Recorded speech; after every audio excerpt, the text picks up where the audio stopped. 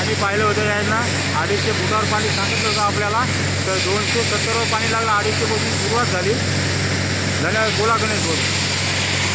राम राम. मी पाणीशोधक गणेश देवडे, राणा दुबळवेल. भावना एक बोर पाणी गेलं आपण, चांगलं पाणी लागलं, जवळपास 2 इंचापर्यंत पाणी लागलं. भाऊ समाधानी झाले. हो भाऊ आलते रातच्या 4 वाजता. भाऊ बोर चालू झाले की चालू इथं हजर झाले, फोन लावला की. धन्यवाद गणेश भाऊ.